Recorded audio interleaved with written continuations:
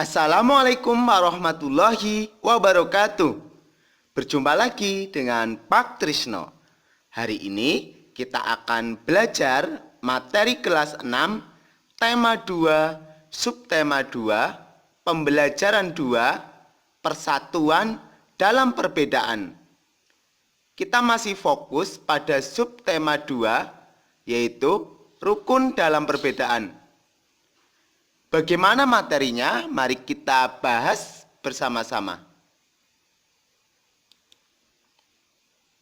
Di dalam pembelajaran ini ada dua muatan pelajaran, yaitu PPKN KD 3.4 atau 4.4, meneladani kerjasama para pejuang sebagai bentuk penerapan nilai persatuan dan kesatuan. SPDP KD 3.3 atau 4.3, pola lantai dalam tari tradisional. Mari kita bahas materinya satu persatu. Meneladani kerjasama para pejuang dalam bentuk penerapan nilai persatuan dan kesatuan. Jadi kemerdekaan yang diraih oleh bangsa Indonesia itu tidak lepas dari Pancasila sila ketiga, yaitu persatuan Indonesia. Mengapa persatuan dan kesatuan itu penting? Apa yang akan terjadi jika negara tidak bersatu, negara Indonesia tidak bersatu? Mungkinkah akan merdeka? Jelas tidak akan terjadi kemerdekaan. Pahlawan kemerdekaan itu berasal dari daerah yang berbeda. Bahasa berbeda, kemampuan berbeda, keahlian berbeda. Bahkan kita mengetahui kumpulan-kumpulan pemuda pada saat itu ada yang namanya Jong Java, ada Jong Celebes, ada Jong Sumatranan Bon. Mereka dari suku yang berbeda-beda. Tapi mereka menghilangkan perbedaan itu, bekerja keras, bekerja sama, dan saling membantu demi terwujudnya kemerdekaan Indonesia. Hal-hal yang seperti itu tidak usah dihiraukan. Dengan bersatu, maka akan tercapai kehidupan yang aman, damai, dan tentram, serta menghindari perselisihan. Dengan bersatu dari para pejuang bekerja sama, maka kita bisa merdeka. Itu yang perlu kita teladani dari para pejuang kita. Selanjutnya, apa itu manfaat bekerja sama? Bekerja sama ada beberapa manfaat. Yang pertama, pekerjaan menjadi cepat selesai. Jelas, jika dikerjakan oleh satu orang dengan banyak orang, pasti akan lebih cepat selesai yang banyak orang. Yang kedua, pekerjaan terasa lebih ringan. Yang ketiga, memperkuat semangat persatuan. Itu seperti yang dilakukan oleh pejuang-pejuang kemerdekaan kita. Mereka bekerja sama, bahu-membahu, supaya Indonesia bisa merdeka. Kita contoh, kita teladani sikap kerjasama dalam persatuan dan kesatuan. Apakah perbedaan menghalangi mereka dalam melakukan kerjasama?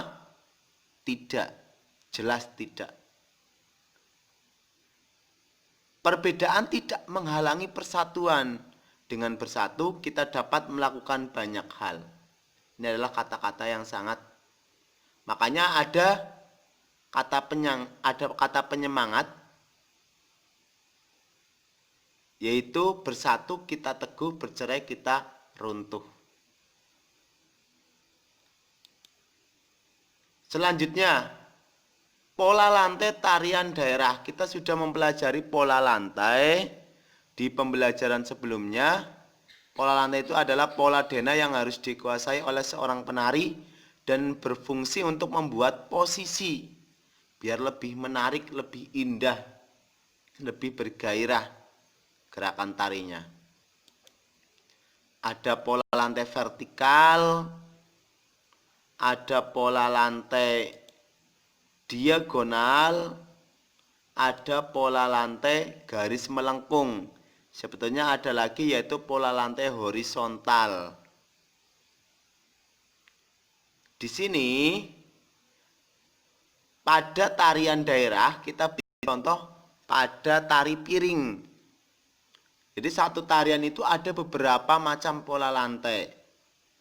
Contohnya ini pada saat gerakan seperti ini, posisi seperti ini berarti pola lantainya horizontal, mendatar. Terus ada gerakan yang ke belakang, ini berarti pola lantai vertikal. Terus ada yang pola lantai melengkung atau melingkar atau lingkaran. Jadi dalam tari piring ada 3 pola lantai. Selanjutnya, bagaimana pola lantai pada tari indang? Kita akan pikirkan bersama-sama. Ini gerakannya seperti ini. Ya, ada gerakannya seperti ini. Ini ada pola lantainya hanya dalam bentuk gambar. Kita nanti suruh menerjemahkan sendiri ini pola lantai apa. Terus ada seperti ini. Yang kedua, gerakannya pola lantainya seperti digambar. Terus yang ketiga, pola lantainya sepertinya sama itu pola lantainya dari awal sampai akhir, hanya gerakannya yang berbeda. Kelima, keenam, ini nanti sambil dipraktekkan bersama dengan kelompok.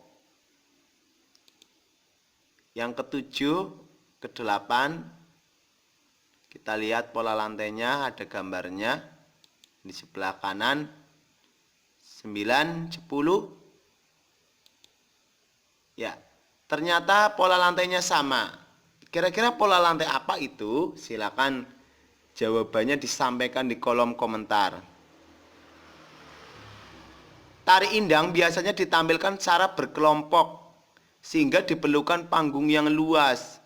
Panggung di sekolah itu biasanya memiliki panjang 4,5 meter, lebar 3,5 meter dan luas 15,75 meter persegi. Panggung tersebut cukup menampung kelompok tari. Ya, ini di kelasnya seseorang gitu ya. Jadi memang untuk tari indang itu butuh tempat yang agak luas. Itu silakan jawaban dari pola lantai indang bisa disampaikan di kolom komentar. Terus kalau bertanya-tanya, kalau misalnya menonton video ini kalau meringkas terlalu banyak, teman-teman bisa buka ringkasan untuk materi kelas 6 tema 1 sudah selesai dari subtema 1 sampai subtema 3. Materinya ada di blog. Cari di Google, namanya bimbinganbelajarpaktrisno.blogspot.com. Di situ ada ringkasan-ringkasan materinya.